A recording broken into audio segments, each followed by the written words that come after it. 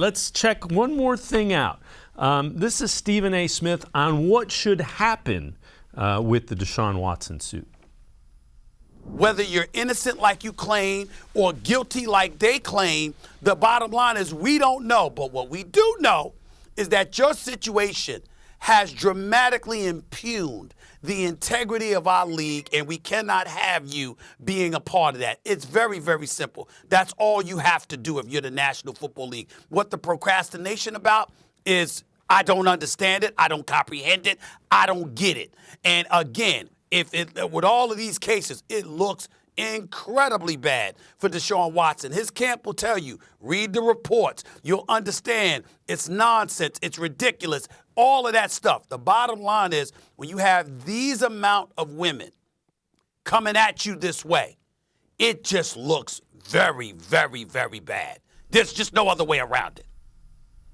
And with that, let's welcome in G. Bush from the Ultimate Cleveland Sports Show as well as Barbershop, 8 to noon, Saturdays on 92.3. Wow. A lot to unpack there, G. Bush. Now, what I will say is it leads me to believe that the NFL and the Browns were both somewhat aware of the latest accusations. I don't think this is new information, or we wouldn't see the inactivity by the league in particular. No, so there's a lot to unpack there, a whole lot.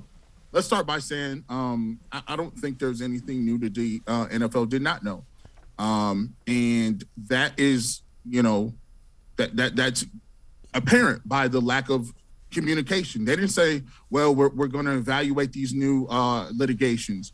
We're going to evaluate the 23rd and 24th person coming forward. Well, the HBO special, we didn't know about that. We didn't know they were going to speak publicly, so we'll have to talk about that. They've said none of that. And obviously, when the New York Times is studying or going to do an extensive investigation like they did, naming some different things maybe the public might not know of, well, the NFL has had all of that material. They've known that from the jump street.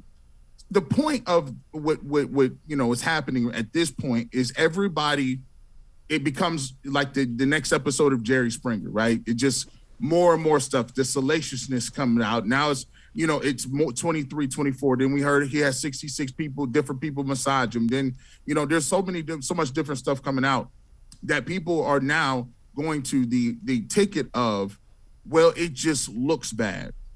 Well, I mean, in the world, life isn't always what it looks. You can't just say it looks bad, so let's just clean it up. Do you want to get to the bottom of it? Do you want to get to the bottom of the civil suits? What do you want to do? How do you want to handle this? I know a way of going about that, and that's actually going to civil cases.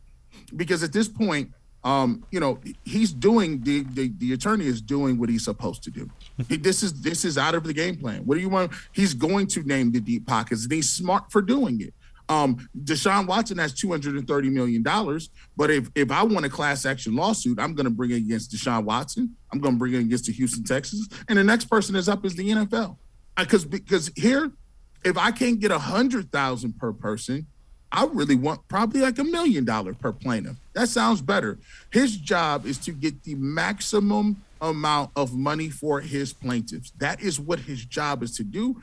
Any savvy lawyer would do the same thing in involving the Houston Texans, especially the new information that came out with the New York Times. And think about it like this. I don't think that the Houston Texans were even involved in it at the beginning as far as Busby is concerned. You know why? Because he didn't really add them into this investigation until the New York Times article said that Houston as well as Deshaun Watson are culpable for the NDAs and booking the sessions. So he just jumped on. He said, "Oh, thank you very much. I'll go take that information and I'll run with it too." Yeah, and I'm of the belief that the NFL and maybe even the Browns, I don't think that's necessarily new.